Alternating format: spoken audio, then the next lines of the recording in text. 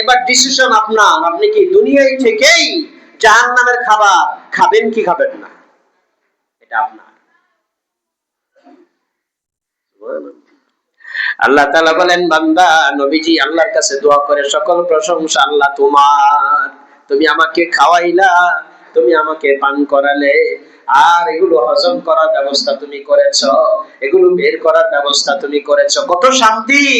এইজন্য বাথরুম থেকে যখন আল্লাহর হাবিব বের হয়ে এসে কি দোয়া করতেন, সুবহানাল্লাহ, গুফরানাকা আলহামদুলিল্লাহিল্লাযী আযহাবা আন্নিল আযা ওয়া আফানি, গুফরানাকা আলহামদুলিল্লাহিল্লাযী, হে প্রশংসার মালিক আল্লাহ, তুমি আমারে মাফ করে দাও, আমি তোমার প্রশংসা করছি, আমি কত শান্তি অনুভব করছি, বাথরুম শেষ করে আসার পর আমার কাছে কত শান্তি লাগতেছে, কত শান্তি লাগতেছে গো আল্লাহ, এইজন্য আমি তোমার প্রশংসা করতেছি। আলহামদুলিল্লাহিল্লাযী আযহাবা আন্নিল আযা ওয়া আফানি।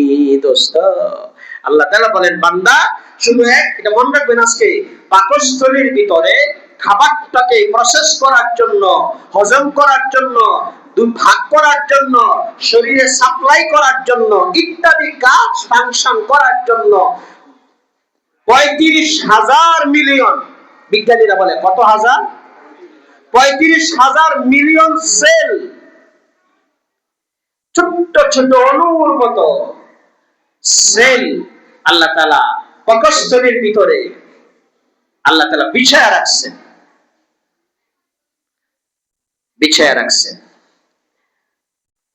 আল্লাহ তাআলা বলেন, বান্দা তোমার পাকস্থলীটা আমি বানিয়েছি, এই জন্য বছর একটা মাস তোমাকে রোজা দিয়েছি।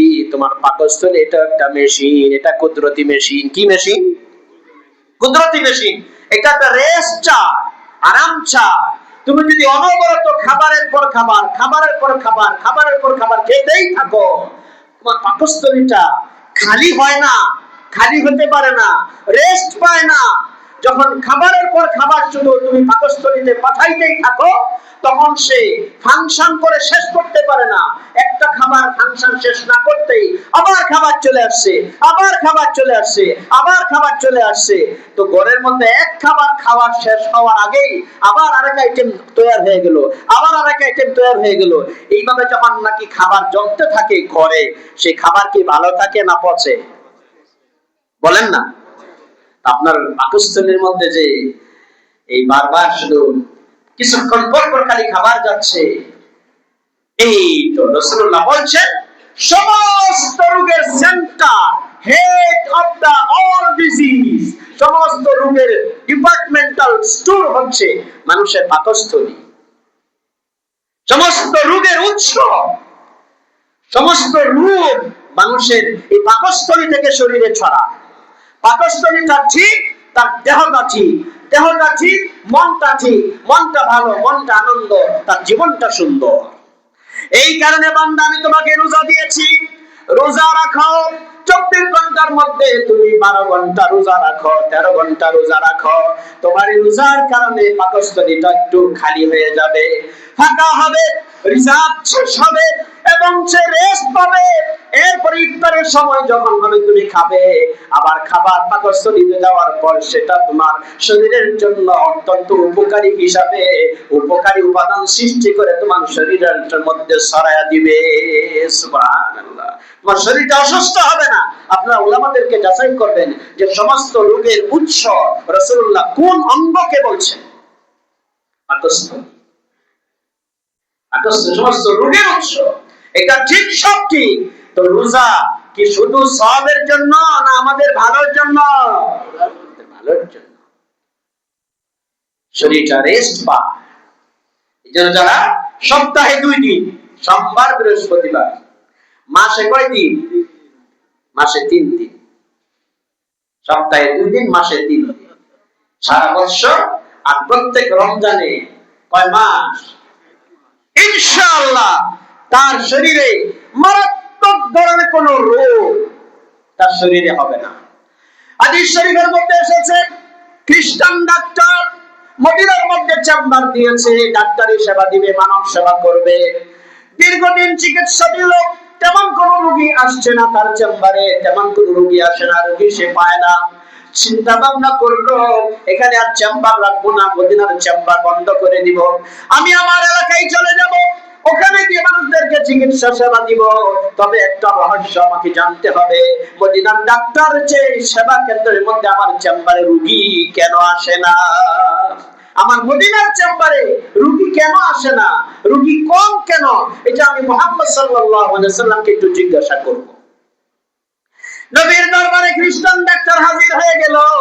ইয়া রাসূলুল্লাহ, ইয়া হাবিবাল্লাহ, খ্রিস্টান সে বলছে আমার একটা জানার বিষয়, আমি এখানে চেম্বার খুলেছি, আমার চেম্বারের মধ্যে তেমন কোনো রোগী আসে না, রোগী আমি পাই না, তার কারণটা কি? তার কারণটা কি আপনি একটু খুলে বলেন, রোগী নাই কেন আপনার মদিনাতে? জবাবটা শুনেন। রাসূলুল্লাহ, সবাই বলেন সাল্লাল্লাহু আলাইহি ওয়াসাল্লাম, আল্লাহ তুমি রাসূল পাকের রওজা আকদাসকে নূরে রহমত দিয়ে তুমি ভরপুর করে দাও, আমিন। রাসূলুল্লাহ সুবহানাল্লাহ, কি মুহাম্মদ সাল্লাল্লাহু আলাইহি ওয়াসাল্লাম, কি নবী। তো দোস্ত হুজুর বললেন, হে খ্রিস্টান ডাক্তার, তুমি আমার কাছ থেকে কারণ জেনে নাও, কেন আমার সাহাবীরা সুস্থ, কেন তারা অসুস্থ হয় না? তার মূল কারণ হলো আমার সাহাবীরা ক্ষুধা না লাগলে খায় না। এক নাম্বার বলেন সবাই, ক্ষুধা না লাগলে। দুই নম্বরে তারা পরিমিত খায়। দুই নম্বরে কি? পরিমিত খায়, পর্যাপ্ত খায় না, পরিমিত খায়। এই কারণে আমার সাহাবীরা অসুস্থ হয় না, তারা তেমন কোনো অসুস্থ হয় না, দুর্বল হয় না। এটা হচ্ছে মূল কারণ। ডাক্তার আসল সঠিক জবাব পেয়ে গেল রাসূলুল্লাহ জবান থেকে, এই কারণে তার সাহাবীরা সুস্থ। দোস্ত আমিও মদিনা শরীফ একটা হসপিটালে ঢুকছিলাম, ঢুকে আমি দেখলাম যে ডাক্তাররা বসে বসে পেপার পড়ে, পত্রিকা পড়ে, চেম্বার গুলোতে ডাক্তার বসে আছে, তেমন কোনো রোগী নাই। এটা আমার নিজের চোখে দেখা ১৫০০ বছর পর, তেমন কোনো রোগী নেই। আর আমাদের হসপিটাল গুলোতে আপনি রাজনেরুর একটা হাসপাতাল খুলেন, রোগীর অভাব হবে না, ঠিক না বেঠি? রোগীর অভাব নাই কেন?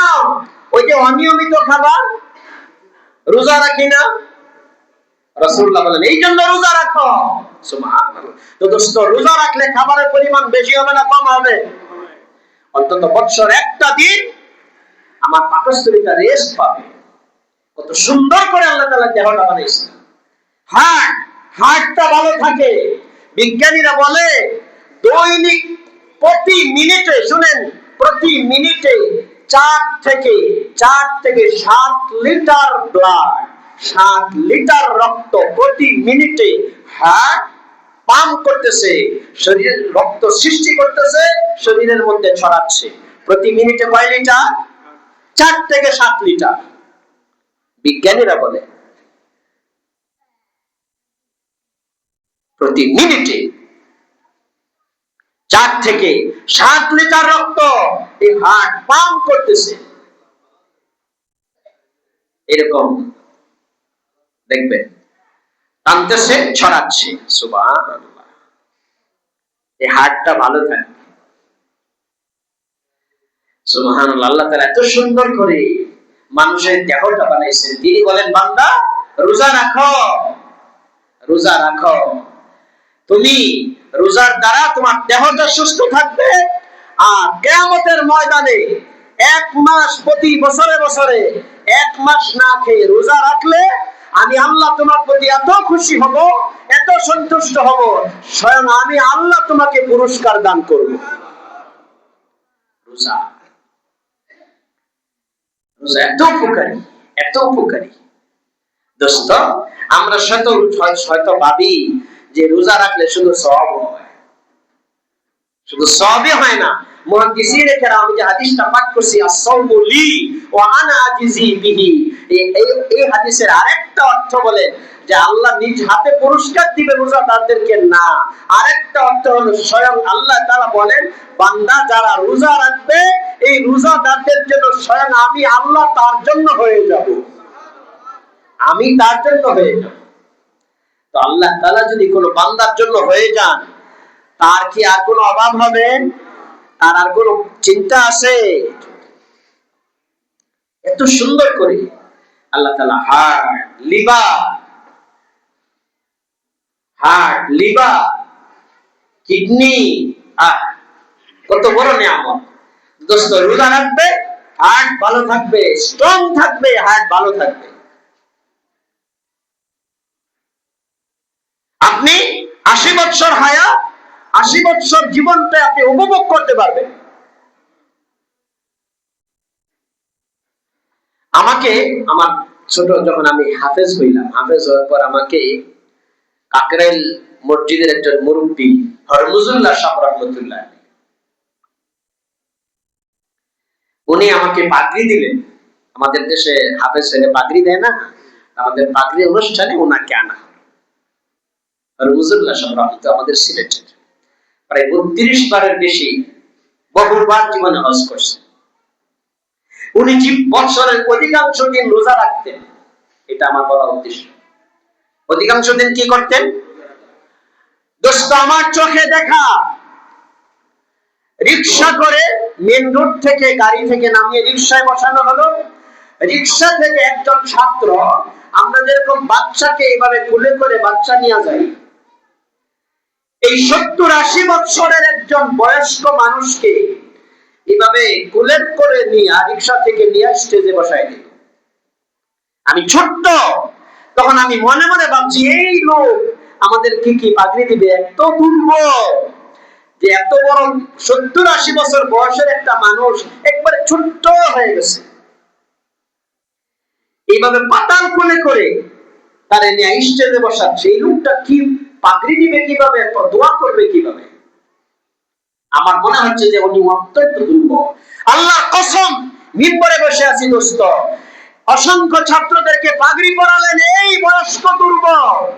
যখন সে দোয়া আরম্ভ করলো, মাইক ফেটে যাবে, এমন আওয়াজ, এমন শক্তি, আর এত বলিষ্ঠ আওয়াজ। কি এটা? বৎসরের অধিকাংশ দিন উনি রোজা রাখতেন। রোজা রাখলে ঠকে না জিতে? জুমার আসার আগে একজন আমার ছাত্র ফোন করলো যে হুজুর, আমার আব্বা সকালবেলা ইন্তেকাল করছে।